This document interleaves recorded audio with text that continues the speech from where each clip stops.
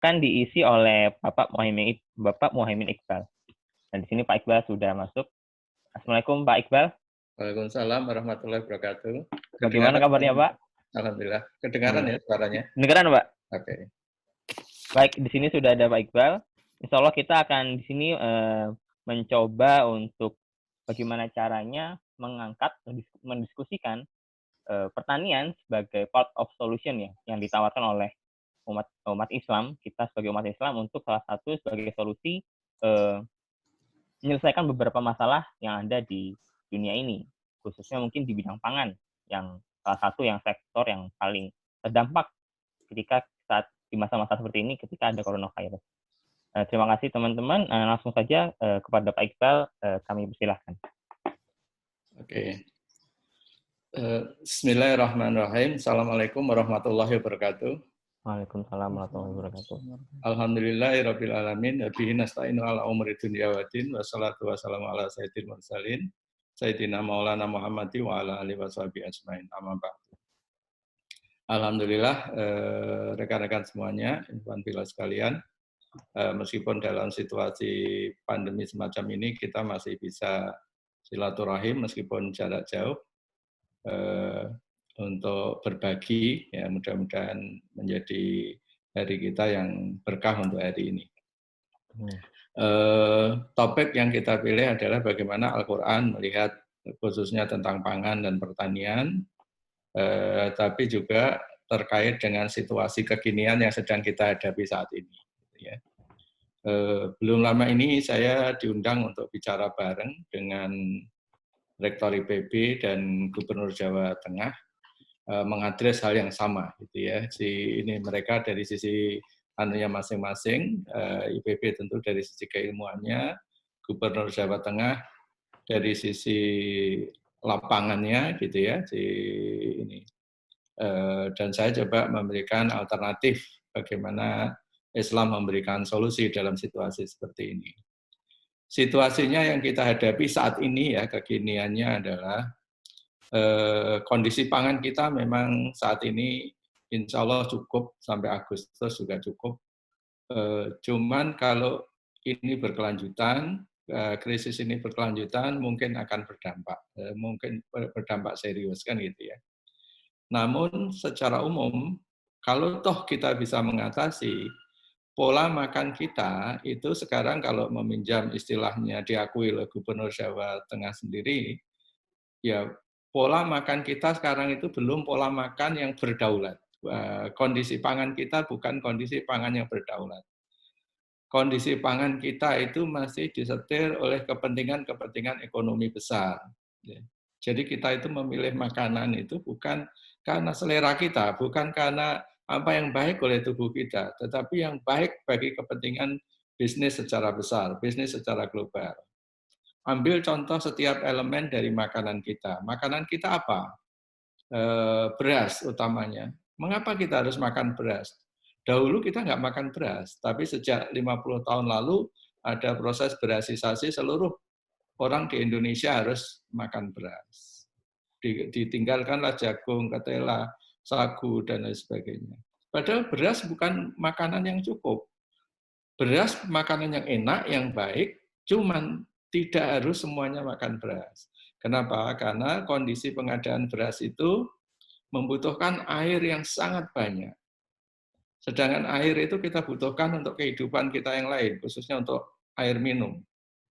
Jadi mayoritas air segar di permukaan bumi ini digunakan untuk pertanian.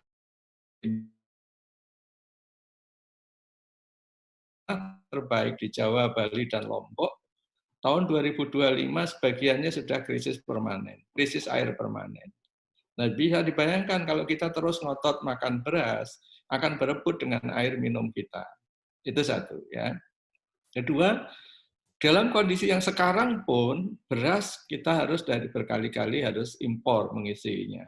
Kita kalah efisien produksinya dengan Thailand, Vietnam, dan lain sebagainya, kalah efisiensi produksinya. Jadi, artinya dari sisi ekonomi pun, sebenarnya dari sudut pandang kita keseluruhan bukannya terbaik. Tapi kenapa yang itu yang harus dimakan? Pertama, karena kebiasaan. Kedua, melanggengkan bisnis beras ini menjadi kepentingan sekelompok orang.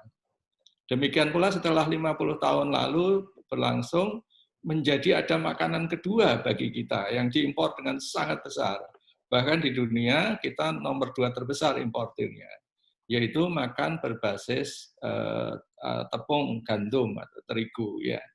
Dulu kita nggak mengenal makanan ini dan memang bukan makanan tradisional kita, bukan makanan kita, tapi kita menjadi makan itu. Dalam situasi krisis seperti ini, misalnya di rumah-rumah hampir selalu ada. Kalau kita ngomongin bantuan pangan, kadang yang ada di situ, bantuan banjir, musibah itu yang ada. Gitu. Jadi, apakah dia mie instan dan sebagainya makanan terbaik? Bisa kita lihat sendiri kandungannya apa? Kandungannya hanya mengisi kebutuhan energi. Nutrisi kita nyaris tidak memadai di situ, kan gitu ya. Jadi itu makanan kita yang kalau kita tergantung beras, kondisinya seperti itu, kita isi terigu seperti itu. Nah, kita sekarang ngomongin protein, sumber protein. Protein kita dari apa? Pertama dari daging. Daging dari mana? Mayoritasnya kita impor.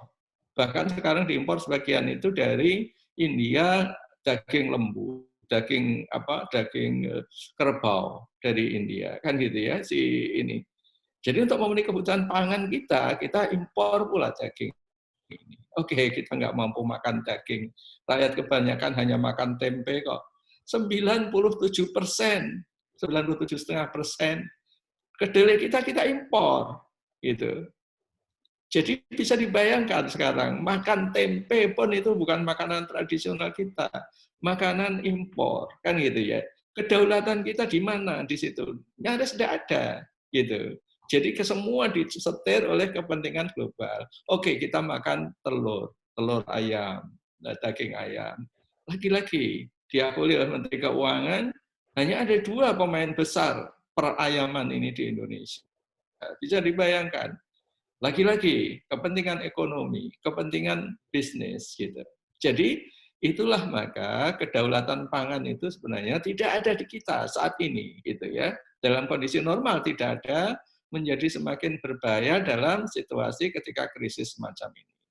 Nah, bagaimana Al-Qur'an menjawab masalah ini? Jadi itu tadi definisi masalahnya kurang lebih seperti itu. Nah, sekarang bagaimana Al-Qur'an mengarahkan kita?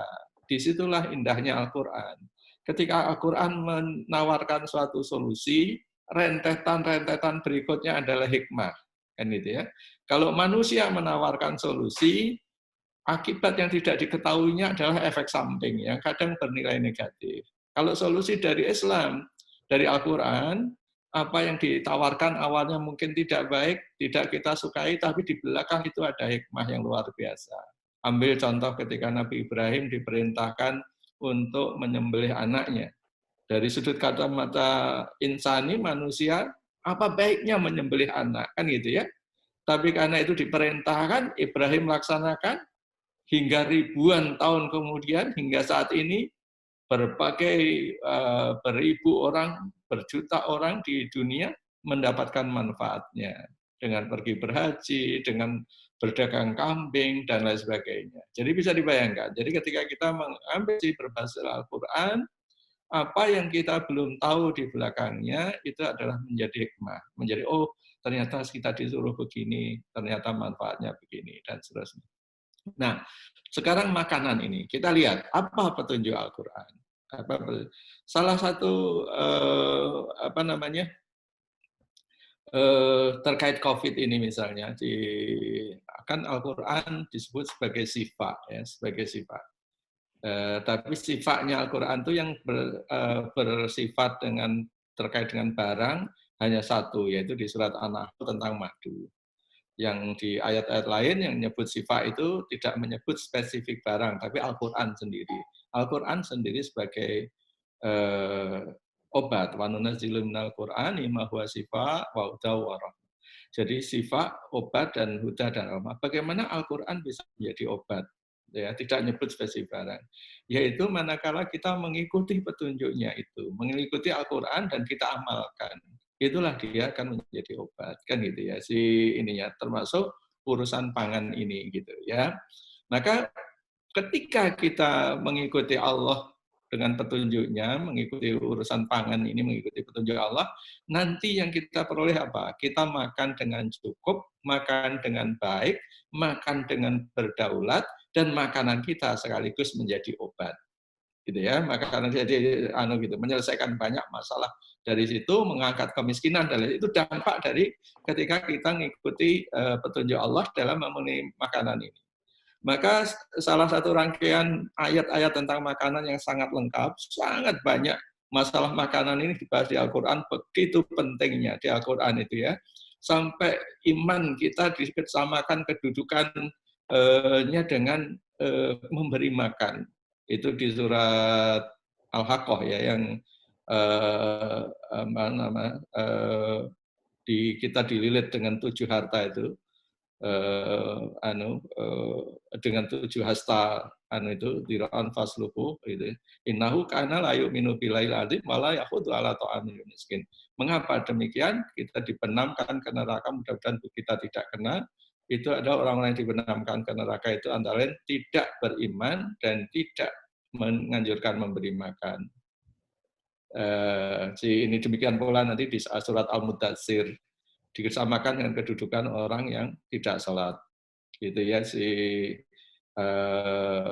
Ila ashabal yamin fi jannatin anil masalakakum fisaqor qalu lam naku minal musallin wa lam naku nut'imul miskin. Orang yang dibenamkan di neraka sakor adalah orang yang dulu tidak sholat, tidak menganjurkan memberi makan. Jadi masalah makanan ini begitu penting dalam Al-Quran, sehingga disetarakan dengan kedudukan iman, setarakan dengan kedudukan sholat kita. Maka dalam rangkaian ayat-ayat makanan di surat Abasa yang paling lengkap menjelaskan makanan kita itu, diawali dengan vonis Allah kepada manusia seluruhnya, kalla lama yaktima amaroh, di surat Abasa ayat 23. Sungguh manusia tidak menjalankan apa yang diperintahkan oleh Allah. Jadi kita semua itu defaultnya, kondisi aslinya kita tidak menjalankan.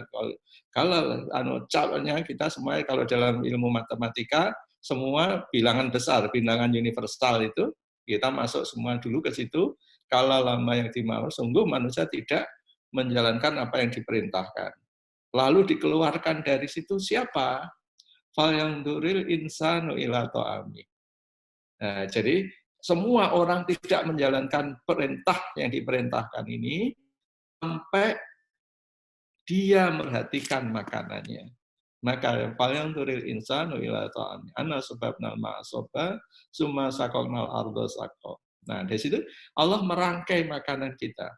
Wa ambatna fiha habba. Dimulai dari memang kita butuh biji-bijian.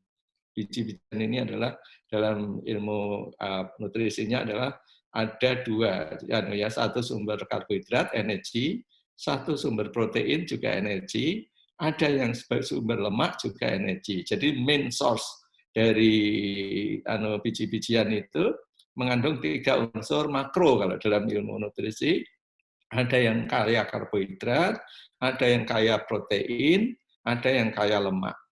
Secara umum kondisi ketiganya itu ada. Gitu. Beras pun ada unsur lemaknya, ada unsur proteinnya, ada unsur karbohidratnya. Nah, biji-bijian ini ada 2 kalau di ini, yaitu biji-bijian seperti gandum, kayak padi-padian lah kita mengenalnya, kayak gandum, jagung, beras. Ada yang kandungannya nutrisi leguminose. Leguminose ini biasanya lebih banyak proteinnya. Gitu. Keduanya biji-bijian yang sifatnya kayak beras, kayak gandum, maupun leguminose, kacang-kacangan itu disebut sama, yaitu haba, biji-bijian. Karena innallaha falikul habbi wa nawa. Biji-bijian itu di Al-Qur'an dikategorikan 2, ada yang disebut hab, ada yang disebut an-nawa.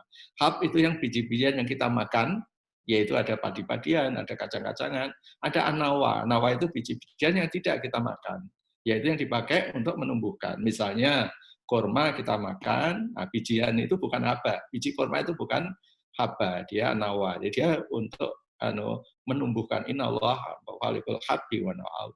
Allah menumbuhkan biji-bijian tanaman itu dari hab, biji-bijian yang kita makan maupun yang kita tidak makan gitu. Nah, jadi makanan kita memang ada unsur biji-bijian sedikit, yaitu satu disebut wa ambatna fiha habba. Terus kemudian wa inaba wa qadba. Nah, kemudian makanan kita berikutnya adalah anggur dan nutritious plant. Jadi tanaman yang bernutrisi tinggi. Apapun, sayur-sayuran dan lain sebagainya itu masuk kategori itu. Makanan kategori bernutrisi tinggi dari tanaman yang bernutrisi tinggi. Wa inaba wa zaitun wa nahla. Zaitun dan nahla dan korma. Nah, zaitun di situ mewakili unsur lemak yang baik ya, jadi dari tanaman, unsur lemak yang baik. Terus kemudian wa zaitun wa nahla wa hada'iqa gulba. Hada'iqa gulba. Jadi kalau di Al-Qur'an biasanya diterjemahkan di tanaman atau kebun yang rindang, yang lebat gitu ya, si ini gitu ya. Jenis apa gitu, jenis apa tanaman yang dari rindang dan lebat danunnya ini apa gitu ya. Kalau dari sisi ilmu tanaman itu adalah jenis tanaman semak ya, jenis tanaman semak dan lain-lain. Bahasa kita herbs and spices. Jadi tanaman-tanaman yang berbasis herbs dan spices, jadi rempah-rempah. Jadi ini rempah-rempah itu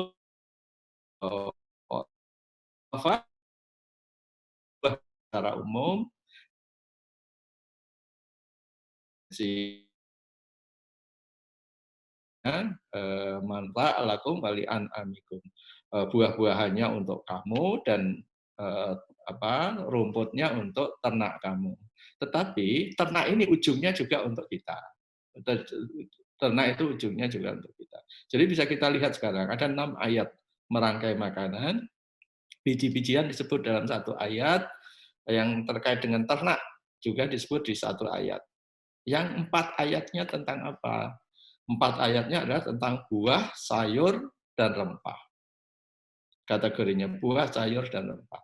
Coba kita lihat, renungkan. Kalau makanan kita mengikuti panduan Al-Quran itu, kita akan sedikit saja biji-bijian.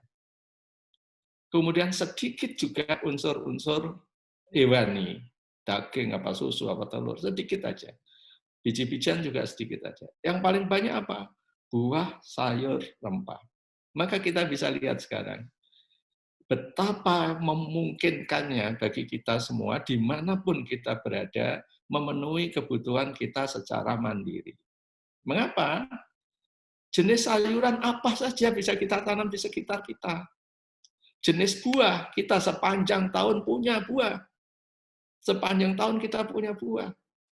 Buah pisang kita nggak pernah ada musim pisang atau enggak gitu kan. Ya, di samping nanti dari waktu ke waktu buah yang ini selesai, buah berikutnya muncul, buah ini muncul. Buah selalu ada insya Allah di kita. Apalagi sayur, sayur juga relatif nggak mengenal musim, bisa ditanam kapan saja. Apalagi dengan teknologi sekarang, dengan greenhouse dan lain sebagainya, kita punya greenhouse yang sangat bagus di Pengaleng. Artinya bisa menanam apapun dengan kendali itu, tergantung ongkos biayanya aja, pengaturan suhu yang sesuai, kelembaban yang sesuai, dan lain sebagainya.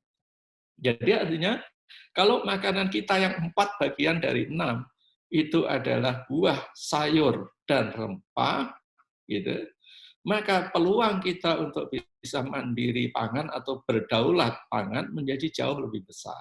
Jauh lebih besar.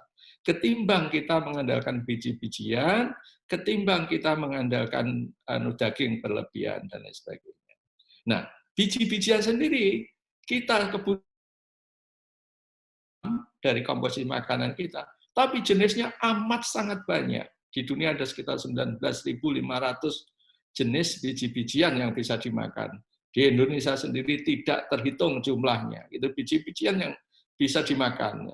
Ada kalau di Jawa ada kacang tolo, ada kacang merah, ada kacang hijau, ada koro ini, koro itu, dan lain sebagainya. Banyak sekali. Ada kacang kecipir, ada apa saja yang bisa dimakan selain kacang-kacang umumnya seperti kacang tanah. Ada apa istilahnya, mete. Banyak sekali jenis biji-bijian yang bisa mengisi makanan kita. Ada kedelai pun macam-macam, ada edamame, ada kedelai lokal dan sebagainya. Banyak sekali biji-bijian yang bisa jadi unsur makan kita. Selain juga ada jagung, ada beras dan jadi kita hanya butuh sedikit saja makanan dari biji-bijian ini dan persediaannya melimpah, gitu ya. Persediaannya melimpah dari kebutuhan sedikit kita disediakan. Masa sih nggak cukup kan gitu ya. Sayur juga begitu, bisa kita tumbuhkan di mana saja, buah seperti yang saya jelaskan. Terus kemudian sumber produk ternak tadi. Produk ternak juga sih, sebenarnya kebutuhan kita akan sedikit saja ya, kebutuhan kita ya karena seperenam tadi kan. Karena kebutuhan yang sedikit itu kan mestinya mudah dipenuhi. Kita bisa pelihara ayam, bisa pelihara bebek, bisa diambil telurnya, dan bisa juga yang mengikuti sunnah seluruh nabi menggembala kambing. Kambing ini bisa dipelihara dengan mudah dan semua orang nggak usah belajar pelihara kambing itu fitrah kita bisa sejak zaman Nabi Ibrahim, bukan hanya sejak zaman Nabi Ibrahim, sejak zaman Nabi Adam sudah ada kambing, ya kan? Peliharaannya putra Nabi Adam yang dikorbankan itu kan kambing, gitu ya. Ini jadi fitrah manusia bisa melihara kambing gitu. Kalau dan seluruh nabi bisa mengembala kambing gitu. Jadi ini seluruh nabi mengembala kambing. Jadi mosok kita harus impor daging sih kan gitu ya pertanyaannya gitu ya. Ininya seperti itu. Jadi sumber nutrien kita dari protein banyak, dari hewani banyak sekali dan kebutuhannya cuma sedikit, sumber biji-bijian banyak dan kebutuhannya juga sedikit, yang paling banyak buah, sayur, dan ini. Bayangkan sekarang kalau kita bertani, kalau kita menyusun suatu bisnis, kan biasanya dimulai dari ujung depan ya, marketnya itu apa, kan itu ya, kebutuhan pasarnya itu apa. Sekarang kita petakan, kebutuhan pasarnya makanan sesuai surat Abasa tadi. Masyarakat yang mendapatkan petunjuk, insya Allah mudah dipahami. Jangankan kita orang yang diberi petunjuk, kalau Anda ada yang sakit, misalnya sakit jantung, misalnya, atau tekanan darah tinggi, datang ke dokter. Apa yang disarankan dokter? Pak, kurangi makan yang berlemak dari hewani, dari daging, dari telur. Kurangi. Perbanyak makan buah dan sayur. Nanti kalau datang lagi ke dokter sakit diabetes, kasih tahunya sama. Pak, kurangi makan beras, kurangi karbo, gantinya sayur, buah. Nah, kita dikasih tahu dokter, kita percaya, kita ikuti, kita sehat katanya. Dikasih tahu Al-Quran, kita hafal dari kecil gitu, kita cuek, kita tidak respon. Bahasa anak mudanya kita nggak ngepek pada apa yang kita lakukan ini. Gitu. Nah, disitulah waktunya manusia ini untuk kembali mengikuti petunjuknya. Coba renungkan dalam hal makanan ini saja, supaya pertama tadi kita menjadi orang yang dikeluarkan oleh Allah dari hilangan besar, himpunan universal, orang-orang yang tidak menjalankan perintah. Yaitu kita dikeluarkan karena apa? Apa yang duril insan wilan. Karena kita memperhatikan apa yang kita makan. Nah, setelah kita memperhatikan apa yang kita makan, dampaknya, hikmahnya apa? Hikmahnya masyarakat kita di era pandemi ini, bahkan di era ke depan, akan bisa mandiri pangan. Kita akan lebih bisa berdaulat. Kalau kita pada makan sayur, siapa sih yang akan mengkooptasi makanan sayur kita, ya kan? Karena semua orang bisa menanam sayur. Jadi lebih demokratis, lebih anunya. Siapa yang nggak bisa nanam sayur? Nggak ada lahan, Pak, di kota sekarang, bahkan di rumah saya aja, saya nanam sayur di atap rumah. Jadi siapa aja bisa, di atap masjid, ya, dak masjid yang lebar, bisa ditanami sayur, di mana saja, di komplek-komplek bisa ditanami sayur tadi, sayur tadi. Nah, buah tadi pilihannya banyak. Kalau di komplek-komplek perumahan, berhentilah menanam pohon-pohon yang tidak dimakan atau tidak digunakan ini. Ganti saja tanamannya dengan aneka buah-buahan. Semua pinggir-pinggir jalan tol yang panjang lebar, kalau sekarang kan dikasih makanan yang tidak enak dimakan, ya, tidak enak dimakan. Gantilah dengan makanan yang enak dimakan, yaitu dari kategori di mana pun ada tanah kosong, ditanami buah-buahan, maka sepanjang waktu kita punya buah-buahan tadi. Gitu. Nah, kalau dalam konteks seperti itu, maka kita sudah melihat sekarang. Jadi pertanian kita kalau mengikuti guidance Al-Quran, kira-kira di mana kita, apa yang kita tanam, ya disesuaikan dengan makanan yang baik tadi. Ya memang ada yang perlu nanam padi, iya, tapi nggak usah terlalu tergantung kepada tanaman padi, karena kebutuhan airnya terlalu banyak di situ. Mas padi secukupnya, tanam tanaman yang lain. Bahkan saya kalau nggak salah pernah mengirim benih ke teman-teman di Purwakarta, yaitu jagung khusus itu. Gitu. Jagung yang saya pilih dari Indonesia Timur itu jagung pulut namanya. Jagung pulut itu jagung yang sangat lezat. Sangat lezat. Dan kenapa saya untuk biji-bijian pengisi karbohidrat itu merekomendasikan itu? Karena jagung ini ditanamnya tidak butuh tanah yang luas, tidak dibutuh air yang banyak, gitu ya. Dan semua orang bisa menanamnya. Satu. Kedua, perjalanan jagung menjadi makanan jauh lebih pendek dari beras. Jadi kalau saya bahkan di kompleks startup center di Depok, tanahnya kosong, nganggur, saya tanam jagung itu. Nanti kalau siang-siang saya lapar, nggak ada yang membelikan makanan, apa yang saya lakukan? Saya ambil jagung itu, saya rebus, dia sudah menjadi makanan yang lezat, kan gitu. Dan bahkan makanan modern, seperti steak, seperti salad, yang biji-bijiannya banyak diisi jagung, kan gitu ya, jagung-jagung manis dan sebagainya. Tapi kita punya jagung yang lebih baik, yaitu yang jagung lezat, yang saya sebut jagung pulut tadi, gitu ya, bisa ditanam di mana, ini enak sekali di orang-orang Indonesia Timur, di NTB, dan sangat familiar dengan jagung jagung lezat ini, gitu ya. Dan mumpung benihnya belum dikooptasi oleh konglomerasi benih dunia, saya membagikan siapa saja yang mau nanam itu boleh. Nanti bisa minta saya benihnya gitu ya. Kita jaga bareng supaya benih ini nanti selamanya ada di kita dan tidak apa istilahnya dikuasai pihak-pihak tertentu, supaya manusia tetap bisa menanam benih tanaman, sebagian dimakan, sebagian ditanam kembali, seperti yang diceritakan di surat Yusuf ya. Jadi itu yang saya anjurkan untuk biji-bijian. Nah, kalau sayuran banyak sekali ya, saya tidak ada trik yang saya sarankan, tetapi ada satu jenis buah yang kalau di Al-Quran kita kan diberi zaitun ya. Zaitun mengandung minyak yang sangat baik ya. Dan dari di Indonesia saya sudah nanam zaitun sekitar 4 tahun kira-kira ya, 4 tahun lebih, tapi belum berbuah ya. Qadarullah belum berbuah. Meskipun sekarang sangat banyak manfaatnya, daun zaitun itu salah satunya ketika diekstrak itu menjadi olive leaf extract namanya. Jadi olive leaf extract itu ternyata salah satu jalan untuk kesembuhan terhadap COVID-19.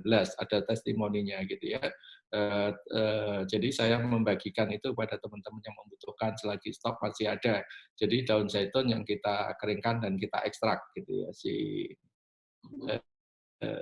Itu yang terjadi, itulah kan disebut di pohon yang berkah tidak tergantung pada buahnya. Tanpa buah pun ternyata daunnya juga bermanfaat gitu. Nah, itulah yang kita lakukan. Nah, tetapi untuk pengganti minyak yang unsur yang di tanaman di abasa tadi ada unsur minyak dari zaitun, di Indonesia banyak ya, ada kelapa. Kelapa itu juga minyak yang sangat bagus ya, khususnya CO-nya apa yang diperas dengan kol gitu. Nggak ada kelapa. Nah, alpukat itu juga luar biasa. Di Eropa lagi populer ini orang makan alpukat. Jadi alpukat itu kalau di dunia dikenal sebagai sayur, di kita dikenal sebagai buah. Kalau menurut saya dua-duanya benar.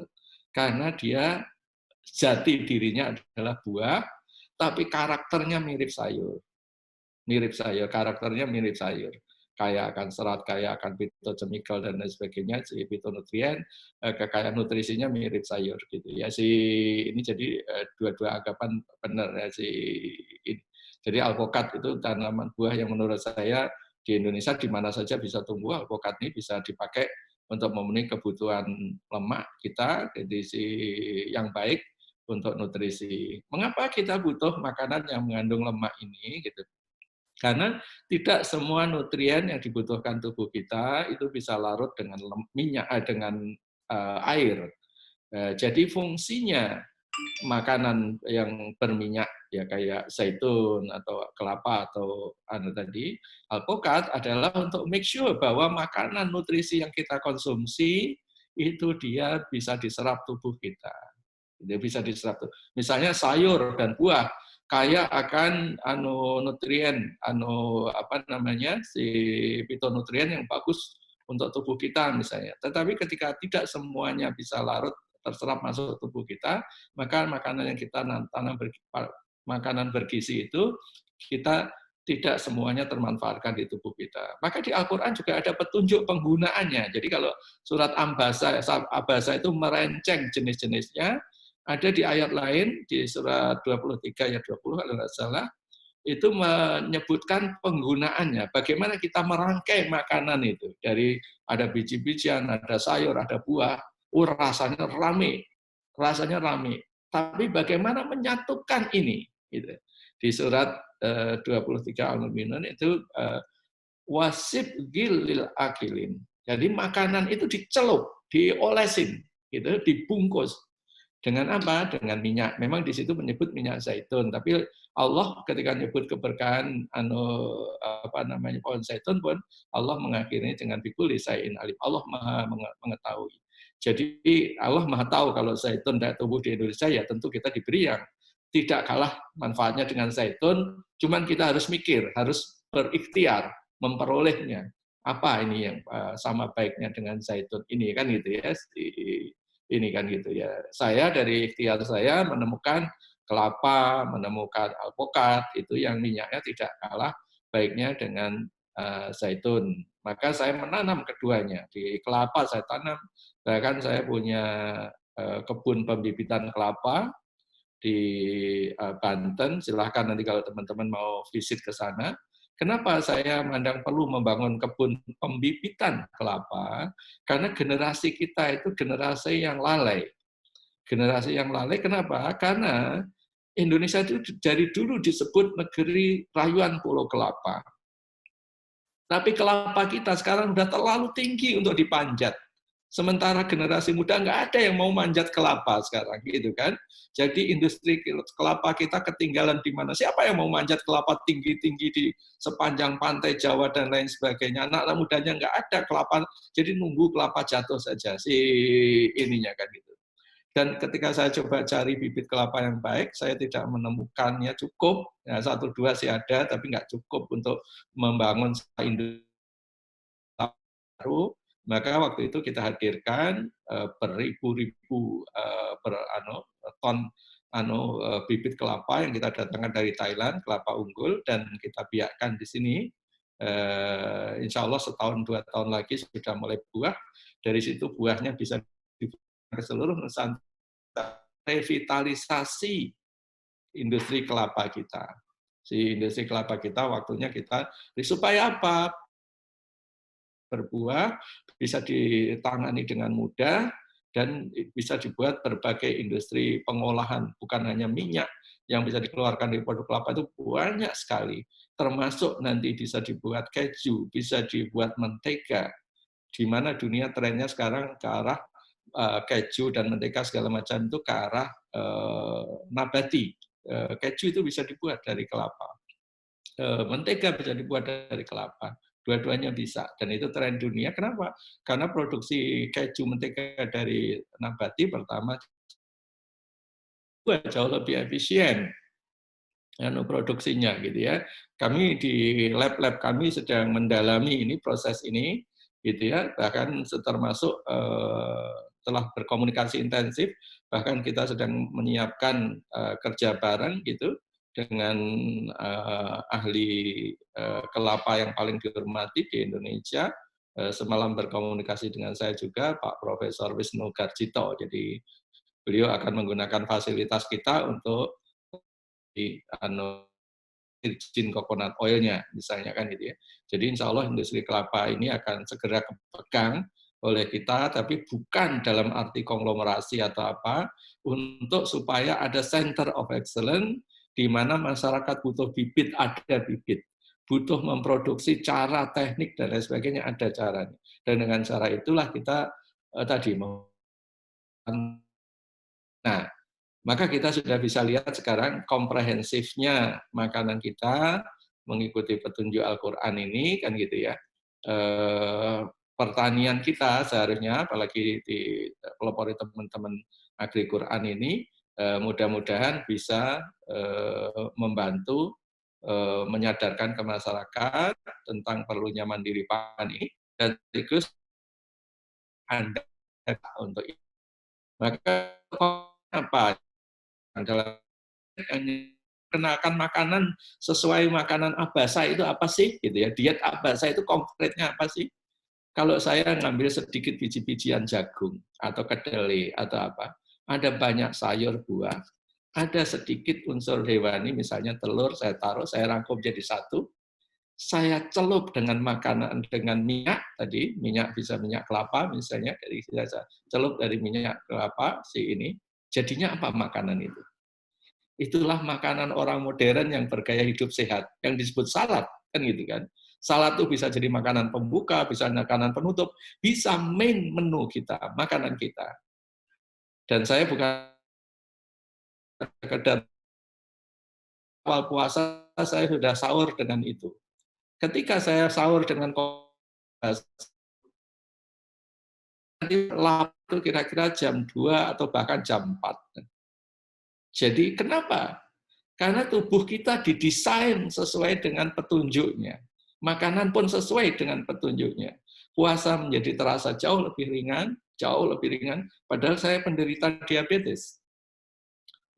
Ketika saya makan mengikuti teori manusia, apalagi yang disetir oleh para konglomerat makanan ini, orang bilang pagi, sarapan pagi, jam 6, jam 7 sarapan pagi, jam 10 udah pasti lapar. Itu kendala orang diabetes. Dia gampang sekali lapar. Tapi sejak saya mengikuti petunjuk Al-Quran tadi, makanan saya ini, mengikuti petunjuk itu, jam 4 saya sahur, nanti saya baru lapar. Gitu. Makan, dan istri saya nggak usah repot-repot. Yang penting ada unsur buah, ada sayur, ada biji-bijian, gitu. Ada sedikit unsur ternak tadi. Gitu. Biasanya telur yang paling gampang. Oke, asal ada itu, saya cacah sendiri, saya siram dengan minyak. Kalau disiramkan minyak kelapa begitu aja tidak enak. Itu ada teknik. Jadi itulah yang disebut misalnya vinaigrette. Ya.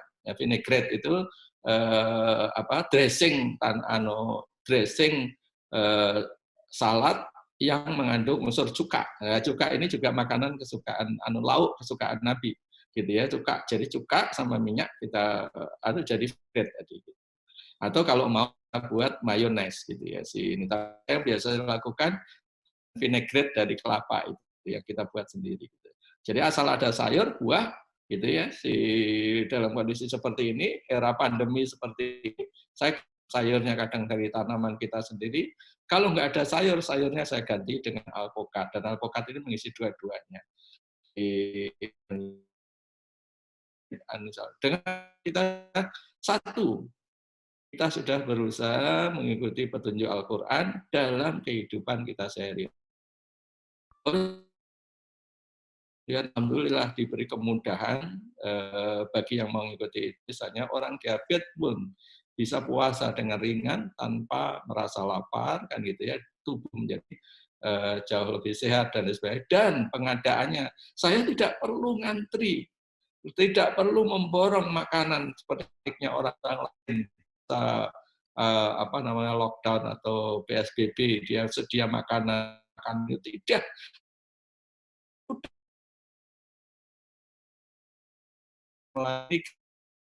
Nggak ada biji ini, ganti biji yang lain. Gitu. Telur selalu ada, tapi nggak ada telur, ganti daging yang ada, ganti ikan. Banyak sekali pilihan makanan kita. Jadi kita bisa istilahnya itu wayuk siruna ala anfusim. Jadi kita mendahulukan orang lain. Oke, orang lain sukanya makan apa? Mie, beras, silahkanlah ambil berasnya, ambil minyak. Saya tak makan yang tidak diambil orang lain. Buah, sayur, telur, apa yang tidak diperebutkan orang lain. Kita tidak ikut menimbun makanan dan lain sebagainya. Karena kita bisa sebagian kita tanam sendiri, kalau kita beli yang tidak jadi rebutan orang dan lain sebagainya. Nah, oleh sebab itu inilah pentingnya teman-teman yang penggerak Agri-Quran ini untuk mulai memahami ujung makanan kita ini sebenarnya apa, gitu ya, ujung makanan kita. Nah, dari situ yang kita tampilkan. Memang butuh kampanye masyarakat untuk makan mengikuti ini. Tapi ini sudah proven di Indonesia, makanan kita pernah diubah dari jagung, dari gaplek, dari sagu, semuanya ke beras bisa. Dari yang tidak mengenal mie instan menjadi makan mie instan bisa. Di era itu yang mengubah adalah para konglomerasi. Kenapa enggak kita berubah sekarang? Adalah petunjuk Al-Quran, mengikuti petunjuk Al-Quran. Gitu. Nah, kan nggak banyak orang yang paham. Sekarang ada sosial media, alhamdulillah. Bisa kita sosialisasikan kalau kita rame-rame membuat salad, kita perkenalkan ini loh, seperti yang saya foto, saya bagikan, ini loh makanan saya ini gitu. Ada yang mengikuti, gitu. Kita kampanyekan, gitu ya. Kita makanan yang sehat seperti ini, gitu. Saya banyak bercerita ke teman-teman. Saya sekarang puasa jauh lebih ringan meskipun saya penderita diabetes. Karena saya mencoba menggunakan makanan itu. Bahkan secara kimia, secara ilmiah pun ini terbukti. Seorang dosen doktor, dosen di ITB pernah minta izin bermalam di kamar saya ketika saya di Jenewa di bulan Ramadan. Beliau minta izin itikaf di kamar saya karena sang dokter waktu masih kandidat dokter memandang tulisan saya tentang diet Nabata ini, diet Abasa ini sangat sesuai dengan ilmiah, teori ilmiah beliau, gitu ya. Jadi beliau ingin mendalaminya dan sekarang setahu saya masih terus meneliti peluang untuk mengimplementasikan ini secara modern, gitu ya, ini karena apa yang disampaikan Al-Quran di surat Abasa tersebut menurut keilmuan beliau itu sangat-sangat masuk akal, gitu ya. Saya belum tahu ilmunya sejauh itu waktu itu, kan gitu ya. Tapi karena saya percaya saja bahwa apa yang ada di Al-Quran yang kita nggak tahu pun insya Allah bermanfaat, menjadi hikmah bagi kita lakukan. Jadi demikian teman-teman, untuk waktu yang untuk tanya jawab yang lebih ini lebih mendetail. Silahkan. Ya. Baik Pak, terima kasih Pak Iqbal atas pemaparannya Pak. Pak, kalau boleh saya bertanya sedikit Pak, tadi kan Bapak sudah sebutkan bahwa makanan itu sesuai Al-Quran ada biji-bijian. Buat sedikit biji-bijian, kemudian ada tanaman nutrisi tinggi atau sayuran, ada buah-buahan secara umum, rempah-rempah, dan terakhir adalah daging hewan ternak Pak. Tapi kalau tentang ini Pak, hewan laut, apakah ada disebutkan secara ada karena hal lahman torian ada di situ secara di laut. Jadi ada nggak tahu, ini mungkin perlu kajian mendalam lagi gitu. Hewan laut itu disebutkan secara khusus sebagai lahman torian, daging yang luar biasa. Kenapa? Karena penyebutannya spesifik di situ. Lahman torian. Di surat An-Nahl, tidak di Abasa tapi di surat An-Nahl. Jadi belum kaji mendalam tentang yang di laut ini, tapi saya sangat yakin ada hal yang luar biasa laut ini yang belum digali. Dan beruntunglah kita di Indonesia yang 2/3 bagian kita di lautan dan kekayaan ada di situ. Jadi itu tambang emas yang belum digali. Jadi insya Allah pada waktunya nanti kita gali bareng ya. Saya pernah merencanakan ya untuk membuat pesantren kelautan, hanya belum dapat lokasi yang pas saja. Karena selama ini kita lebih banyak di darat kan, jadi tidak terlalu fokus ke laut. Nah, waktunya kita butuh menggarap. Silakan teman-teman gagas yang daerah di hutan, ayo kita tadaburi bersama dalam, tapi sambil praktek. Karena kalau nggak sambil praktek, nggak ini gitu ya, kita nggak, istilahnya itu, istilah anak muda itu nggak nendang. kajian ketika nggak makan, itu tidak nendang, tidak maka yang dikeluarkan Allah dari himpunan besar orang yang merupakan adalah salah satunya orang yang beramal soleh, alladzina amanu solihah.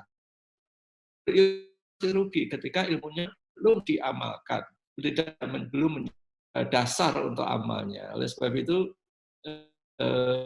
kalau saya mengkaji, kalau menggali betul, mencoba ini, mungkin manfaatnya kurang. Maka kalau ada teman-teman merintis pesantren, saya tertarik untuk bisa nimbrung. Ayo kita gali dari sudut pandang yang lebih luas.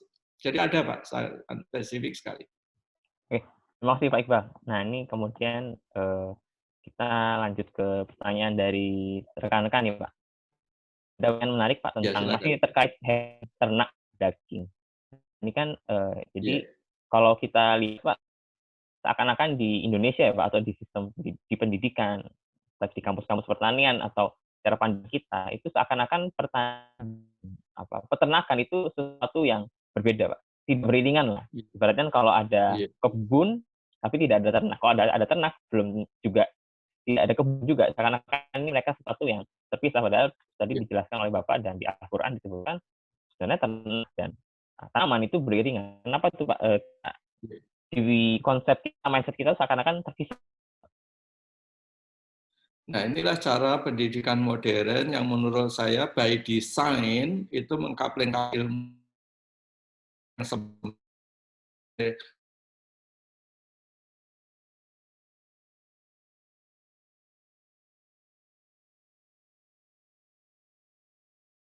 yang dalam itu ya, Pak ulama enggak gitu ya, saya ini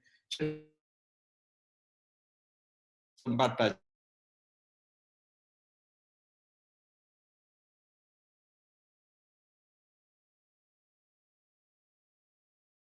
di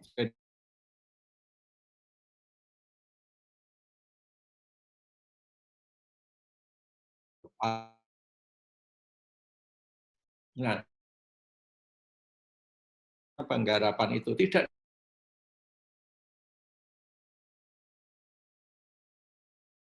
tanah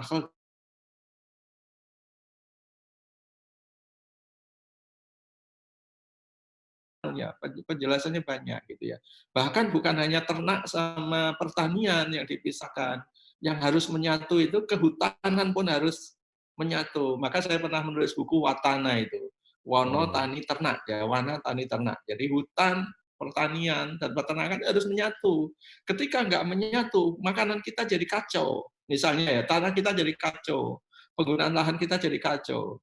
Misalnya ketika kita mau expand tanaman pangan gitu, orang-orang kehutanan pasti ketar-ketir. Itu yang diambil pasti tanah kita, tanah hutan. Kan gitu kan? Ya, Karena benar kalau Pak. kita mengekspand produksi padi, produksi apa yang dibabat hutan.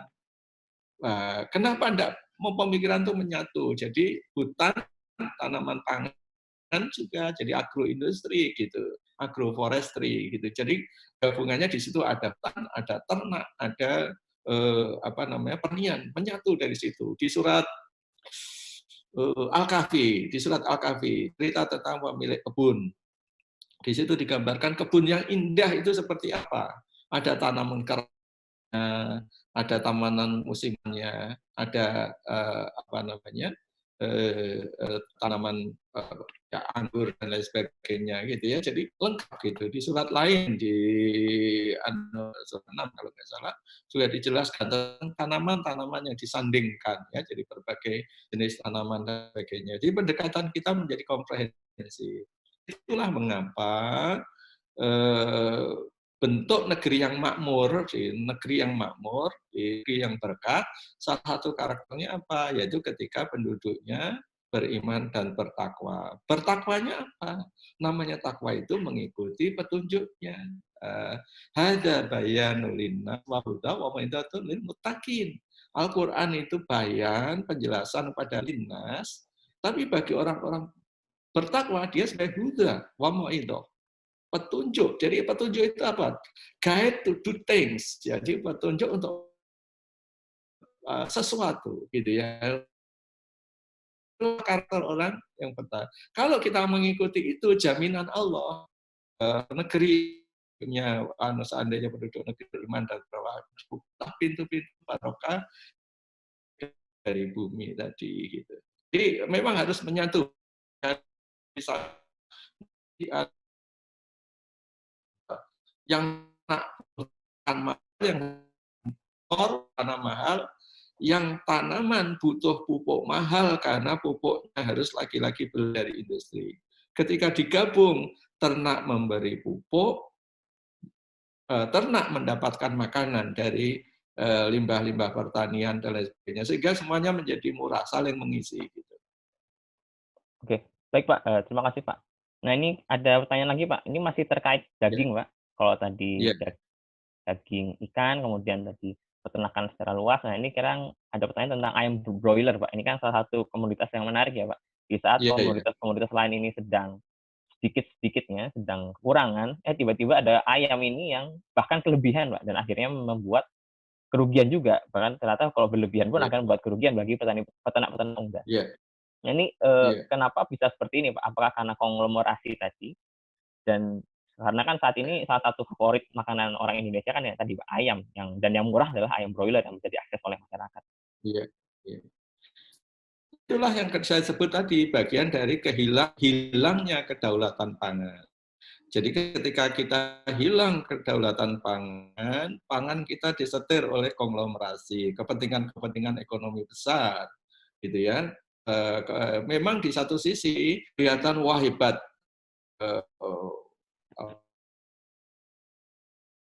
bagi seluruh rakyat, gitu ya. Itu dalam satu sisi. Seperti petunjuknya ada efek sampingnya tadi, rakyat menjadi babak belur, yang ikut menjadi babak belur, kita menjadi tergantung pada sumber-sumber makanan seperti tadi gitu ya. Di ini ayam yang broiler dan lain sebagainya tadi, apakah sudah ada bukti bahwa itu makanan sumber protein terbaik bagi kita gitu ya. Dampak-dampaknya gitu ya, perlu kajian mendalam ya. Jadi ada ketergantungan kita pada jenis makanan, meskipun saya tidak sampai pada tingkat kok mengharamkan atau tidak, tapi ayo kita berpikir cerdas gitu. Benarkah makanan kita ini gitu ya?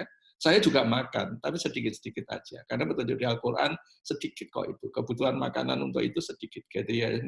Ya ini bisa dipenuhi dari banyak cara kan gitu ya. Ibaratnya kalau kita mau, karena kebutuhan kita sedikit, rame-rame nanam pelihara kembali ayam kampung pun mestinya bisa kan gitu. Kebutuhan nggak banyak, jadi nggak usah kita aja ini. Atau rame-rame nanam pelihara kambing, itu yang menurut saya yang paling proper, karena kambing itu selain bisa diambil dagingnya, diambil susunya. Dan kambing gitu ya, pasti bukan satu kebetulan ketika disebut sebagai pekerjaan terbaik ya di dunia menjelang akhir zaman, pekerjaan terbaik kedua setelah berjihad itu adalah pelihara kambing. Jadi ini gitu ya, jadi bisa dibayangkan gitu ya, jadi pasti mengandung manfaat yang luar biasa gitu ya. Jadi ini saya belum menyerah selama berapa sekarang, sudah mungkin 12 tahun saya pelihara kambing ya dengan up and down-nya saya, karena memandang inilah pekerjaan terbaik yang menurut saya harus ada yang melakukan. Baik, terima kasih Pak. Nah tadi kan kita bicara tentang daging Pak, kemudian nanti kita pindah ke tentang sayuran Pak. Tadi Bapak Iya, sudah menyebutkan bahwa sayuran ini bisa ditanam di mana saja. iya, Tidak harus kita mulai kayak memiliki lahannya luas, tapi bisa dengan sistem urban farming, Pak, seperti tadi iya, Bapak iya, bilang di atas rumah atau semacamnya. iya, iya, Nah, iya. ini ada pertanyaan, Pak, apakah ada, Pak, cara pandang Al-Qur'an tentang pertanian sistem di sini disebutkan hidroponik atau mungkin tadi kan kita sudah sebutkan bahwa secara umumnya urban farming. Apakah itu ada anjurannya atau bagaimana, Pak, di dalam Al-Qur'an?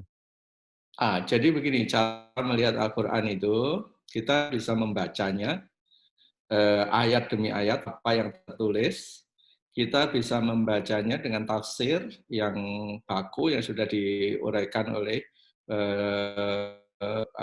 para mufassirin yang masyhur, ya, jadi kita tinggal mengikuti. Dan ada yang Al-Quran itu pelajaran, pelajaran ibroh. Jadi pelajaran sebagai ibroh, pelajaran. Dia inspirasi. Dia membangkitkan, oh ini sumber-sumbernya, gitu ya. Ini perlu pendalamannya, inspirasi.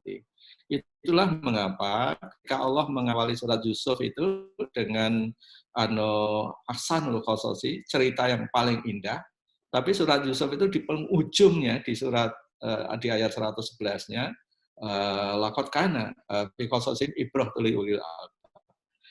Dalam cerita Yusuf itu ada ibrah bagi ulul albab.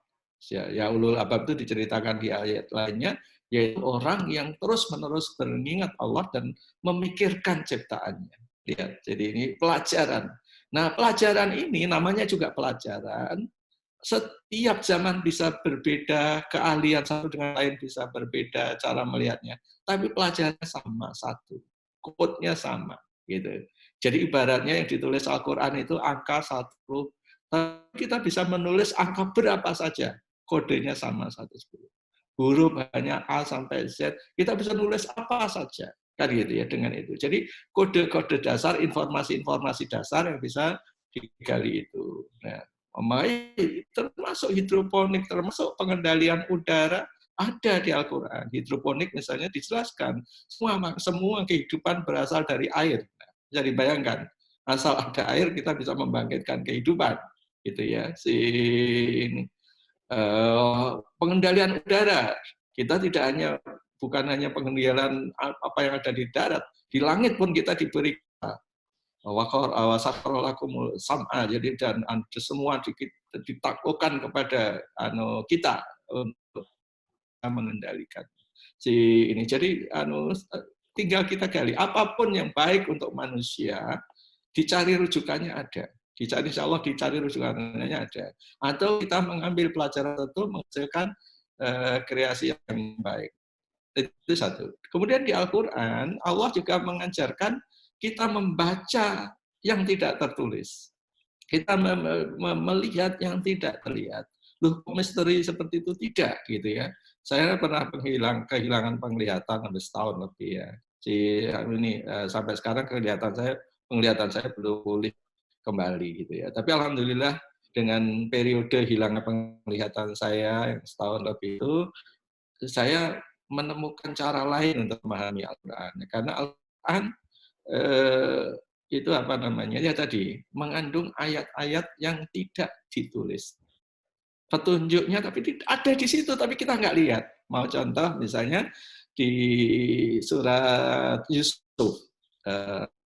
Di surat Yusuf ketika diminta mentafsirkan mimpi sang raja itu, apa jawaban Yusuf? Qala tajra'una sab'a sinina daba. Wa ma hasatum fadaru fi subuli illa qalilan mimma ta'kulun. Summa ya'ti min ba'di dzalika sab'un sidar ya'kulna ma qaddamtum lahunna illa qalilan mimma tuhsinun. Ayat sebelumnya bercerita tentang Yusuf yang menjawab, hendaklah kamu bercocok tanam 7 tahun secara sungguh-sungguh. Apa yang kamu panen, biarkanlah dia di tangkainya, kecuali sedikit yang kamu makan. Kemudian ayat selanjutnya bercerita, kemudian akan datang 7 tahun yang sangat berat, yang menghabiskan seluruh kamu yang persiapkan untuk itu, kecuali sedikit yang kamu simpan. Ila qalilan mimma tuhsinun. Ila qalilan mimma ta'kulun, di atasnya, di bawahnya ila qalilan mimma tuhsinun. Sedikit yang kamu makan, ayat sesudahnya sedikit yang kamu simpan. Pertanyaannya, yang besar, yang banyak di mana? Ya kan? Coba renungkan. Yang banyak di mana? Nggak ditulis kan? Nggak ditulis di situ. Tapi kita harus paham. Nah ini PR nih. Coba saya tanyakan ke sekian banyak yang teman-teman yang menghafal Al-Quran, yang banyak di mana? Nah mudah kan gitu. Nah ketika saya kehilangan penglihatan, yang saya lihat itu di ini Allah, karena waktu saya bisa membaca dengan baik Al-Quran, saya membaca Al-Quran apalagi di bulan Ramadan ini dengan sangat cepat, targetnya katam gitu. Ketika saya tidak bisa membaca, saya hanya mengingat-ingat ayat-ayat yang pernah saya hafalkan. Saya ulang-ulang, saya coba ingat, pahami. Jadi, sehingga saya nangkap tadi, oh di atas ayat sebelumnya bilang sedikit yang dimakan. Ayat sesudahnya sedikit yang disimpan, yang banyak kemana? Saya cari gitu. Yang banyak di mana ternyata? Yang banyak yang ada di cerita Yusuf secara keseluruhan, misinya Yusuf. Ketika Yusuf mengajukan diri jadi bendahara negara Mesir, dia akan mengelola harta rakyat Mesir. Dengan harta yang dikelola bersama ini, maka Mesir ketika negeri-negeri paceklik, dia bisa menolong negara lain yang paceklik. Gitu. Karena dikelola bersama, tidak dikengkemi sendiri. Gitu. Dikelola oleh negara tadi, dikelola oleh negara. Jadi itulah yang banyak, gitu, yang dikelola oleh negara-negara itu. Nah, banyak metodenya ya, dengan dikelola negara bisa bentuk zakat mal dan lain sebagainya, juga bisa bentuk perdagangan yang baik yang dikelola supaya tidak ada perorangan yang menimbun bahan makanan itu. Itu contoh ayat yang tidak ditulis tapi kita ada di situ, ada diselipkan itu istilah bahasa Inggrisnya read between the line. Kalau melihat yang tidak terlihat, di mana contoh diceritakannya? Cerita Nabi Musa ketika diperintahkan oleh Allah untuk belajar kepada Nabi Khidir. Bisa dibayangkan ya, Musa itu seorang nabi yang sangat perkasa, sangat hebat gitu ya. Tapi pada zamannya dia hidup, ada orang berilmu yang dia disuruh belajar kepada beliau. Gitu ya, di surat Al-Kahfi ya, tentang cerita Nabi Musa, Nabi Khidir ini, gitu. Ini. Nah, hebatnya sang Nabi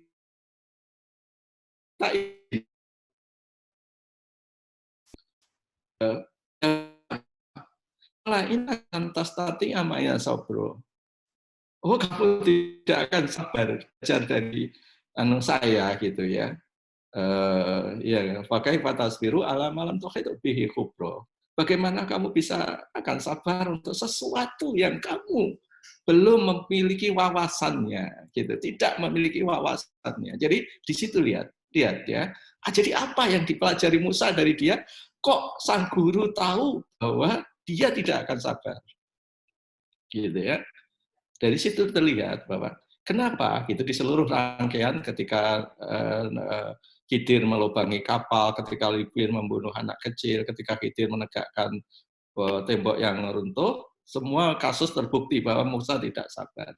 Kenapa Musa tidak sabar? Gitu.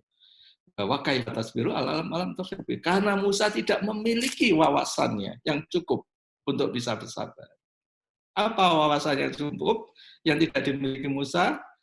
Khidir bisa melihat apa yang tidak terlihat saat itu, yaitu yang di belakangnya sana.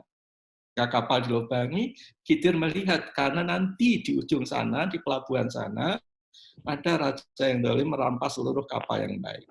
Ketika seorang anak kecil dibunuh karena Khidir melihat kalau anak ini dewasa, anak ini bisa melalaikan orang tuanya, menghilangkan iman orang tuanya. Ya.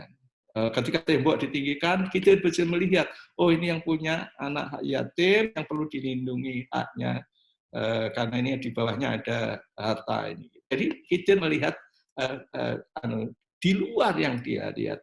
Apa yang diajarkan Al-Quran dari situ? Untuk kita bisa melihat yang tidak terlihat bukan berarti melihat jin ya, tapi melihat di belakang benda dan peristiwa. Kalau kita bukan melihat what-nya saja, tapi kita melihat why-nya, how-nya, di belakangnya itu. Gitu ya. Jadi kita untuk bisa melihat sama dengan kita mengalami corona ini gitu ya. Kalau kita melihat coronanya saja, ya kita dipenuhi dengan kesedihan, kegundahan. Coba kita tangkap apa pesan Allah di belakang ini, gitu ya. Apa yang dikehendaki Allah dari diciptakan virus, gitu. Kita membangun masjid dengan susah payah, sekarang kita nggak bisa ke masjid, kan gitu ya. Kita disuruh pergi berhaji, berumroh, kita sekarang nggak bisa berhaji, berhaji. Apa maksudnya Allah dari sini? Nah itulah perlu pembacaan yang beyond yang kelihatan secara fisik tadi. Nah disitulah maka ketika kita mendalami Al-Quran, coba apa ini istilahnya pahami kira-kira maksud Allah apa, kan gitu. Oke. Baik Pak, terima kasih Pak Iqbal. Tadi kan kita bahas tentang sayuran ya Pak. Iya. Sekarang ini ada tanya dengan buah-buahan, Pak. Iya. Jadi di surah Abasa ayat 28 dibedakan dengan ayat Hmm. 31, Pak. Karena kan Iya. tadi disebutkan spesifik ada anggur dan kurma, Pak, yang disebut spesifik. Nah, ini kenapa bisa disebutkan, Pak? Apakah ada sesuatu di balik tadi, Pak? Sesuatu di balik anggur dan kurma atau bagaimana, Pak? Dibandingkan dengan buah-buahan yang mungkin tadi ya buah secara umum. Ya, jadi begini. Ada sejumlah tanaman, sejumlah hal yang disebutkan spesifik di Al-Quran, ada yang disebut spesifik by name, ada yang disebut secara umum. Sesuatu yang disebut secara spesifik dari Al-Quran, pasti dia diunggulkan, dipentingkan. Misalnya penyebutan malaikat, ya, ketika Allah menyebut malaikat, Jibril, jadi apa namanya, Jibril disebut secara khusus gitu ya, Jibril disebut secara khusus di antara para malaikat karena Jibril memang punya kelebihan. Maka demikian pula ketika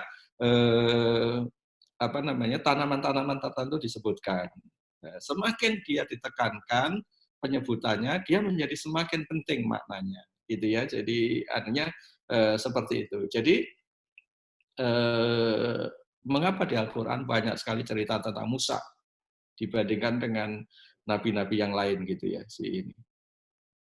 Karena ternyata kita hidup di zaman ini yang kita hadapi, musuh-musuh kita itu adalah orang-orang yang bertabiat, berkarakter seperti umatnya Nabi Musa, gitu ya. Penguasa dunia sekarang adalah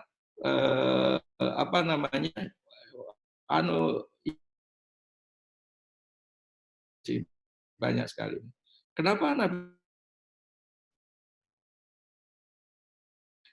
Allah bicara dengan Nabi Muhammad, Al-Quran itu adalah dialog Allah dengan, misalnya ketika saya bicara dengan antum gitu, saya nggak menyebutkan nama, nggak menyebutkan namamu ini, gitu.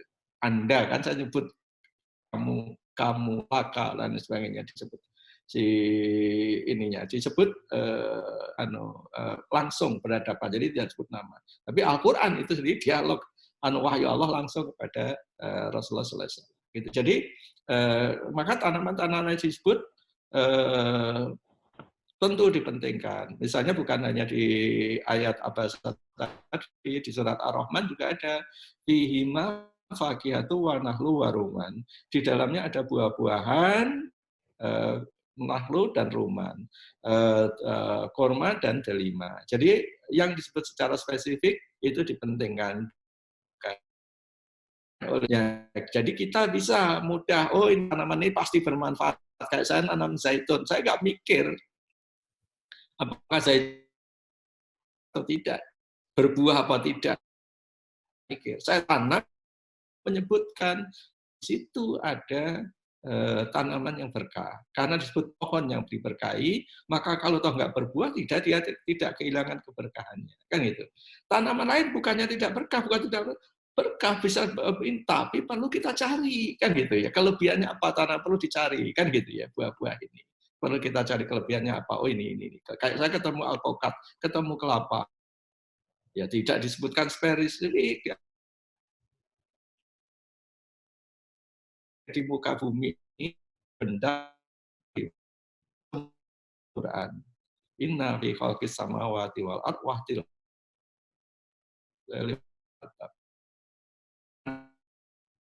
malam dan benda ada benda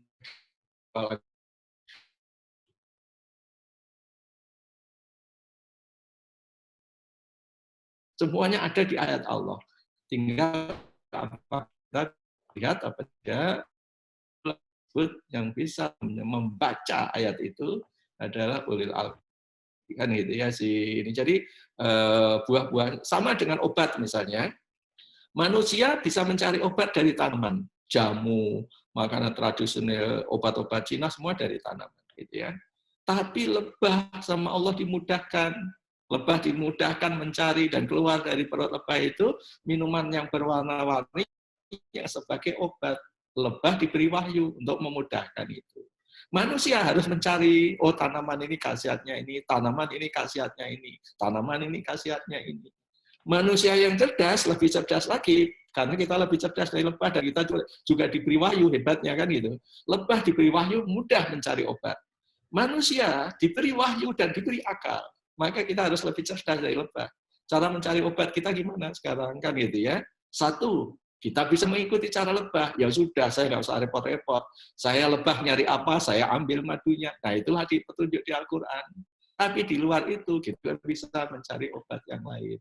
Kan gitu ya. Jadi artinya apa? Di kelebihan manusia diberi wahyu dan diberi akal ini, kita harus bisa memahami, menggunakan akal kita, tetapi dengan panglima, sang panglimanya adalah wahyu. Oke, oke. Oke, Pak. Terima kasih, Pak. Ini, Pak, masih tentang buah-buahan, Pak. Ini ada Iya, pertanyaan lagi, Pak. Nah, ini kan di Indonesia ini banyak sekali buah-buahan, Pak. Dan salah satu kendala iya, yang sering dihadapi oleh petani atau produsen buah-buahan itu kan salah satunya metode pengawetan. Kalau iya, nggak salah itu Pak Iqbal pernah, kalau nggak salah ya Pak, saya lupa, menyebutkan di salah satu tulisan Bapak tentang pengawetan buah-buahan. Itu mungkin iya, bisa dijabarkan nggak? iya, betul. Jadi gini, nah itulah Al-Quran sebagai pelajaran, kalau nggak salah di surat apa ya, surat 6141, saya lupa ayatnya. Tapi di situ adalah kita disuruh mengamati buah ketika dia masak. Jadi buah buah perlu, jadi ini perlu kita pahami karakter buah, proses masaknya buah dan sebagainya. Kita spesifik di situ, perhatikan buahnya ketika dia masak. Jadi kita suruh memperhatikan gitu. Gara-gara manusia lalai mengikuti petunjuknya ini, memperhatikan buah ketika masak ini. Kalau Anda punya tanaman mangga, siapa yang tahu duluan mangga itu masak? Codot, ya kan? Tadi saya pernah nulis dulu ketika kita kalah sama codot. Jadi kita, buah mangga kita jatuh udah matang, kalah duluan sama codot. Karena apa? Codot diberi penciuman yang tajam, dia dipakainya, dia tahu buah ini waktunya masak, sikat duluan, manusia dapat sisanya, kan gitu. Si manusia diberi petunjuk sama Allah, perhatikan buahnya ketika dia masak. Kita cuek, nggak pernah baca, kita baca juga lewat, gitu.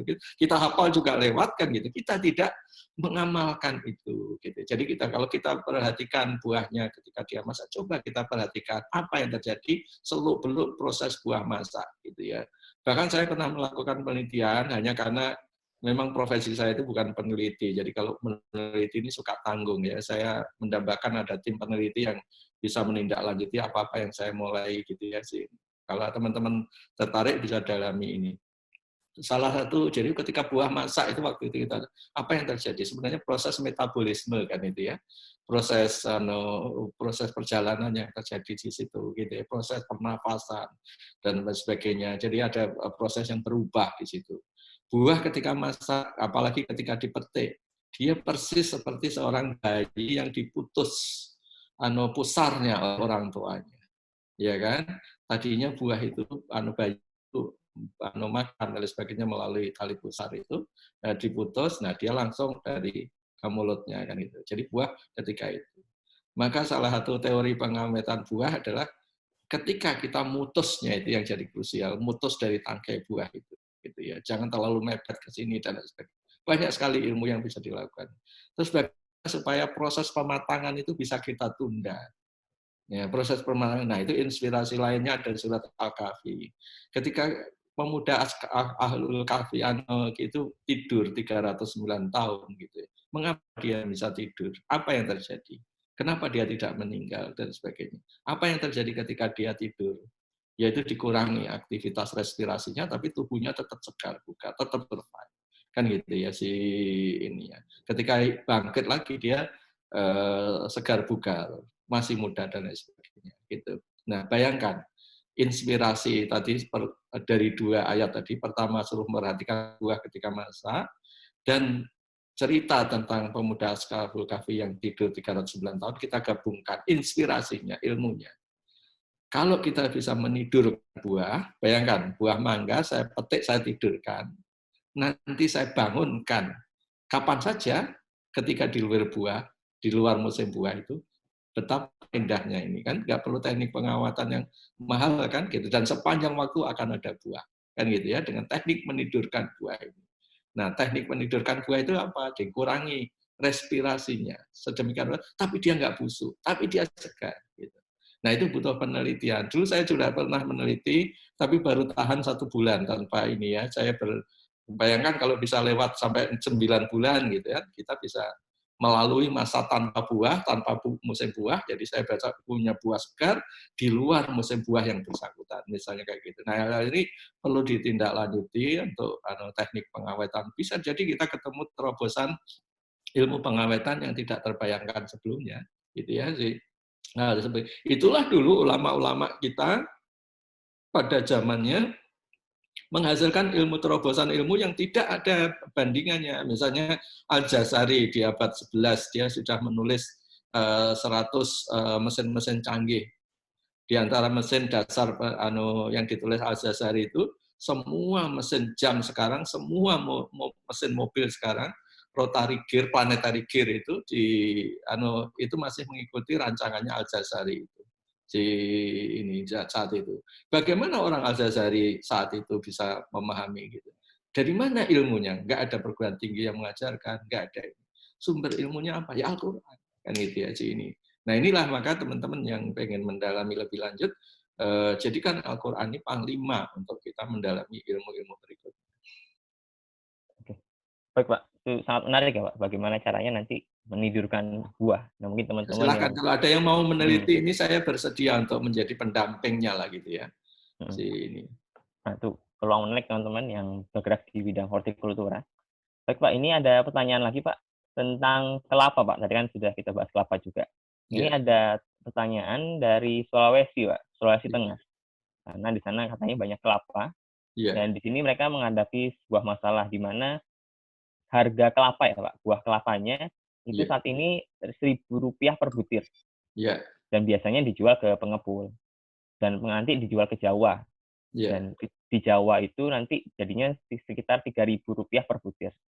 Nah, permasalahannya di saat seperti ini pengiriman ke Jawa menjadi tidak efisien Pak, karena ongkosnya terlalu mahal, belum lagi pembatasan dan semacamnya. Padahal panen bulan ini adalah sekitar 15-20 ton. Dan ini akan dihadapi bulan depan atau mungkin habis Lebaran. Nah ini ada solusi ke Pak, bagaimana caranya supaya kelapa ini kalaupun tidak terjual itu tidak terbuang sia-sia lah. Mungkin bisa jadi hilirisasi atau semacamnya Pak. Jadi gini, saran saya, dan itu semua ilmu yang nggak canggih-canggih amat ya, bisa dipelajari, maksimalkan proses nilai tambah di daerah yang bersangkutan. Saran saya ya, saya di proses nilai tambah di daerah yang bersangkutan. Kalau perlu nanti magang di tempat saya juga boleh. Saya bukan berarti bisa segala sesuatu, tidak. Saya kayak pelatih sepak bola lah gitu. Pelatih sepak bola itu bukan berarti bisa main bola terbaik, tapi bisa ngarahkan insya Allah kan gitu ya. Misalnya contohnya, jangan dikirim ke Jawa terlalu mahal dibandingkan harga barang itu. Olah dulu di situ dengan proses nilai tambah, nanti yang dikirim adalah produk akhirnya. Pertama misalnya daging kelapa yang utama. Daging kelapa diolah jadi apa? Jadi minyak bisa. Ya kan? Nanti tepung ampasnya itu dia dijadikan istilahnya DC, desiccated coconut. Desiccated coconut itu tepung, tapi sudah enak, sudah gurih, dan dia bisa jadi bahan roti, bisa segala macam. Jadi dari dagingnya aja, selain tadi bisa jadi minyak, bisa dari DC, ampasnya itu DC, desiccated coconut, dan kalau kita membuat minyak, itu ada blundo istilahnya, ya kan? Blundo yang putih itu kalau proses PCO blondonya putih, kalau minyak biasa blondonya kecoklat-coklatan. Blondo minyak itu, blondo kelapa itu nanti bisa dibuat mentega, keju. Nah, keju masa depan itu dari nabati, itu dari kelapa tadi. Nah, dari dagingnya aja sudah menghasilkan itu. Nanti airnya diolah jadi apa? Batoknya diolah jadi arang, sabutnya diolah jadi apa? Sabutnya diolah jadi serat-serat berkualitas tinggi. Nah, semua itu misalnya zaman sekarang ya, ilmu itu gratis, bisa di-search di mana saja, hanya perlu satu orang yang itu istilahnya carry the ball, mendalami ini. Sebagian nanti mungkin bisa kita support di kita, bisa magang di kita untuk bisa bereksperimen sampai membuat keju, sampai buat mentega dari situ gitu. Pasar keju dan mentega itu luar biasa di global karena orang sedang bergeser dari yang sifatnya hewani ke nabati tadi gitu ya. Si butter and cheese ya, cheese and butter. itu selama ini kan produknya berbasis susu. Gitu. Kalau produknya berbasis susu, kita pasti kalah dengan New Zealand, Belanda. Tapi kalau berbasis kelapa, kita peluang menang kan gitu ya. Jadi proses dimaksimalkan di daerah itu. Nanti dikirim kemanapun sudah jadi produk akhir yang mahal, jadi visible kan gitu ya ininya. Butuh anak-anak muda yang ibaratnya kreatif melakukan itu, follow through, menindaklanjuti dari sampai gitu. Masih muda banyak tenaga, saya semangat mendalami ini. Tapi karena keterbatasan kesehatan ya saya lebih banyak stay di ini. Tapi saya insya Allah bisa ngarahkan. Sebagian labnya pun ada di kita ya. Di lab saya itu banyak sekali anak-anak IPB dan perguruan tinggi lain yang bereksperimen membuat minyak, membuat keju, membuat mentega, membuat krim, bahkan krim untuk kulit dan lain sebagainya itu ada di yang nyoba di sini, membuat mayonaise dari kelapa gitu ya anunya itu jadi kelapa itu di Sulawesi insya Allah daerah-daerah produsen kelapa juga lain itu menjadi tambang emas baru kalau kita bisa olah gitu ya. Saya sendiri tertarik itu kalau Rp1.000 mestinya bisa banyak hal nilai tambah yang bisa di-create dari situ bisa. Ya, Silakan. ya Pak, terima kasih Pak. Ini menarik Pak tentang kelapa, tadi Bapak sebutkan tentang jadi keju ya Pak. Karena Ya, mungkin sharing sedikit teman-teman, saya beberapa waktu lalu saya baca artikel tentang ini Pak, mungkin tahu tentang plant based food Pak. Jadi kan trennya di Eropa, di Amerika kan mereka ya, mulai pindah dari hewani ke nabati, ya, ya, yaitu makanan-makanan berbasis tanaman. Tidak harus sayuran, tapi bisa yang lain-lain. Salah satu yang di ya, Amerika yang paling booming saat ini adalah daging ya Pak, daging berbasis tanaman. ya, ya, Saya ya, baca ya, di saat-saat seperti ini justru mereka sedang agresif-agresifnya menjual produknya. Karena ya, orang-orang melihat makanan hewan, kan sempat disebutkan tuh Pak, bahwa hewan bisa jadi itu menjadi carrier corona atau virus lainnya. ya, Akhirnya mereka ya, berbondong-bondong mencoba plant-based food. Itu peluang menarik Pak, ya. apalagi tadi kan bisa jadi keju dan lain-lain ya Bisa. Pak. Itu mentega sudah bisa, jelas bisa. Mhm. Baik Pak, ini mungkin pertanyaan terakhir Pak. Ini sebagai mungkin salah satu pertanyaan pamungkas. Nah, kira-kira Pak, kita sebagai anak-anak muda nih Pak, apa nih dengan mungkin keterbatasan ilmu dan pengalaman, tapi apa yang bisa kita kontribusikan di dalam sektor pertanian ini? Apakah dengan melakukan riset atau langsung terjun ke usaha atau semacamnya, Pak? Kira-kira bagaimana Pak masukan untuk anak-anak muda yang ingin memulai di bidang pertanian? Gitu, Pak. Saya lebih cenderung begini, menganjurkan riset dan lain sebagainya itu ujungnya kalau nggak dimanfaatkan juga kurang optimal ya. Oleh sebab itu saya menekankan fokuskan pada action, amal, tapi didasari ilmu yang cukup. Gitu. Jadi kita mengkaji ilmu, melakukan riset dan lain sebagainya itu fokusnya untuk diamalkan, kan gitu ya, untuk diamalkan gitu ya. Karena ketika kita mau mencoba sesuatu kita nggak tahu kan mau nggak mau riset, gitu ya. Jadi misalnya kita mau membuat keju dari kelapa. Oh, saya nggak tahu ilmunya. Kan mau nggak mau belajar. Oh, begini caranya. Oh, gini, kita coba gini. Kemarin kita membuat krim tubuh gitu misalnya. Sini. Kita coba ini kok nggak bisa ya, kok butuh ini ya. Oh, kita coba lagi riset. Ya, kan gitu kan. Dan riset itu sekarang mudah sekali. Ilmu-ilmu riset-riset terbaru bisa kita mudah. Kalau nggak bisa dibeli gratis, dibeli juga murah. Ini jadi riset itu bisa dilakukan sekarang, ilmu itu gratis. Yang susah itu amalnya kan gitu ya pengamalannya yang susah. Oleh sebab itu fokuskan anak-anak muda ini pada action. Jadi membuat action plan-nya itu apa? Yang dilakukan apa? Misalnya di Sulawesi tadi, oke, coba organize masyarakat setempat yang punya problem masalah ini, berapa potensinya, nanti kita petakan bareng, kita olah dari apa ya, jadi apa ya, jadi apa ya, kan gitu ya. Ini ya, kita create produk akhirnya dan kita kampanyekan dan lain sebagainya. Ini insya Allah bisa kan gitu ya teman-teman yang jadi masing-masing ada plus minusnya. Teman-teman yang di daerah Jawa pada umumnya mempunyai pasar yang sangat besar. Ya, karena Jawa itu 56% lah kira-kira dari penduduk Indonesia. Pasar Anda di depan mata, jadi apa saja bisa digarap di situ. Tapi teman-teman di luar Jawa, seperti di Sulawesi dan lain sebagainya, resources Anda sangat besar. natural resources Anda sangat besar. Ya, jadi artinya tinggal memadukan, kan gitu ya. Olah maksimal di daerah Anda sehingga timbul produksi. Ketika timbul produksi, timbul kemakmuran di daerah Anda. Nah, ketika Anda mengirim barang ke Jawa, jangan lagi kelapa kelondongan. Pengirimannya besar, biayanya mahal, nilai tambahnya nggak maksimal. Kirim sudah jadi VCO, kirim sudah jadi desiccated coconut, dan lain sebagainya yang masing-masing bernilai tambah, nilai tinggi. Proses pembuatannya, konversinya menimbulkan ekonomi lapangan kerja setempat, sehingga orang tidak perlu keluar daerah, jadi tetap di daerah itu. Dan kemudian ketika dikirim, ongkos kirimnya juga cukup visible, dan dia tidak tergantung waktu karena produk pertanian pada umumnya perishable, gampang sekali rusak. Ya kan, kalau dia harus dikirim secara umum nih, kalau kelapa lebih tahan memang, tapi secara umum produk pertanian gampang rusak. Nah, oleh sebab itu untuk supaya dia tidak gampang rusak, diolah setelah dia jadi olahan, insya Allah lebih tahan dan nilai tambah, create job, nilai tambah dan lain sebagainya ada di situ. Jadi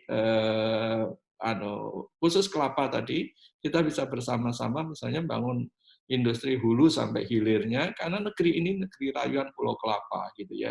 Mosok sih negeri rayuan Pulau Kelapa kita sampai di satu sisi surplus kelapa nggak terjual, di sisi lain kita impor daging, impor keju, impor mentega segala macam kita impor. Gitu.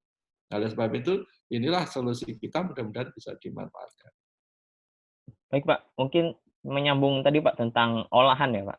Kadang Iya, kan ini, Pak, anak-anak muda ini melihat sesuatu olahan itu bayangannya adalah pabrik yang besar gitu ya, Pak, kayak betul. industri-industri. Tapi kan, bagaimana, Pak? Apakah yang benar itu seperti itu atau kan padahal bisa seperti ini ya, Pak, apa, pabrik-pabrik kecil yang memberdayakan masyarakat dan Nah, bisa memproduksi, Pak. Benar ya, Pak?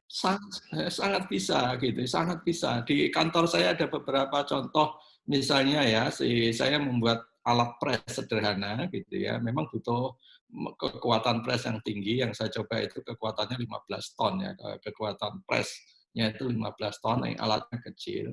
Itu apa saja saya pres dengan mesin itu jadi minyak yang sangat baik. Kalau kelapa saya press itu jadi VCO, kalau misalnya alpukat jadi minyak alpukat, kacang jadi minyak kacang, semuanya extra virgin. Gitu ya. Alat press yang sederhana, ditiru boleh, pernah saya publikasikan di tulisan saya, alat press sederhana itu. Yang penting adalah baja-baja yang sangat kuat, karena dia akan menahan press 15 ton tadi, kan gitu ya. Saya lagi berencana untuk meningkatkan kekuatan presnya itu masih dicari anunya piston pengepres yang lebih kuat. Tapi intinya adalah membuat minyak dan lain sebagainya itu harusnya bagian dari skill kita. Kenapa? Karena di kita banyak sekali sumbernya, kan gitu ya. Nggak usah dibayangkan pakai mesin-mesin yang mahal, karena saya pernah impor mesin mahal ratusan juta dari Cina juga dipakai 3 bulan rontok kan gitu ya. Ini sekarang kita ngakali kita buat sendiri malah mesin saya insya Allah karena bukan mesin sifatnya alat, jadi insya Allah jauh lebih tahan kan gitu ya, jauh lebih tahan dan bisa ditiru, dibuat di daerah boleh, ditiru boleh, mudah-mudahan jadi amal soleh kita kan gitu ya, ditiru untuk itu. Kalau punya alat pres kayak punya saya itu apa saja bisa jadi minyak. Anda ketemu apa saja bisa jadi minyak, asal di situ ada kandungan minyaknya, ya insya Allah jadi minyak. Saya ngepres minyak tamanu misalnya, yang sekarang itu, biji tamanu atau nyamplung itu, kita jadi minyak yang sangat baik. Saya ngepres kelapa, bisa kelapa yang baik, dan bahkan biji kelor pun bisa jadi minyak yang mahal dengan alat pres sederhana ini kan gitu ya. Jadi alat-alat seperti itu tidak susah lah dibuat sekarang ya, dan bisa ditiru dari tempat kita gitu. Juga pengeringannya ya, pengeringannya gini, kalau biasanya saya nggak tahu kalau di tempat di Sulawesi sana mungkin masih dijemur matahari ya. Kalau dijemur itu kan pertama ada nutrisi yang hilang, ada fitonutrien yang hilang, dan lain sebagainya. Saya buat pengeringan sederhana yang boleh juga ditiru, pengeringan tanpa panas, tanpa matahari ya, kita dengan istilahnya humidity control ya. Maka yang dikeringkan, kalau kelapa, daging kelapa dikeringkan dengan alat saya, dia tetap putih bersih, gitu. Tetap bersih-bersih dan nggak ada nutrisi yang hilang karena tanpa perlakuan panas kan gitu. Setelah kelapa itu kering, betul, dipres jadi minyaknya minyak yang putih bersih gitu ya. Kalau orang biasanya buat minyak kan dipanasin dan lain sebagainya ya, ini kan dipres saja.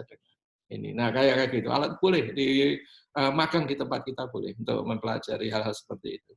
Tentu setelah COVID ini berlalu. Oke, terima kasih Pak Iqbal. Ini mungkin saya mencoba merangkum teman-teman ya yang tadi sudah disampaikan oleh Pak Iqbal. Yang pertama bahwa Al-Quran itu adalah obat. Tidak spesifik barak, tapi Al-Quran adalah obat. Dan yaitu di mana jika kita mengikuti Al-Quran, terutama di sektor makanan tadi, kita akan sehat dan mengentaskan, bahkan mengentaskan kemiskinan. Dan kalau kita menjalankan apa yang dikatakan Al-Quran, kita akan mendapatkan hikmah. Sementara kalau kita eh, menjalankan solusi dari manusia, kemungkinan ya Pak, kemungkinan justru kita akan mendapatkan tadi yang namanya efek samping, konsekuensi resiko-resiko yang lain.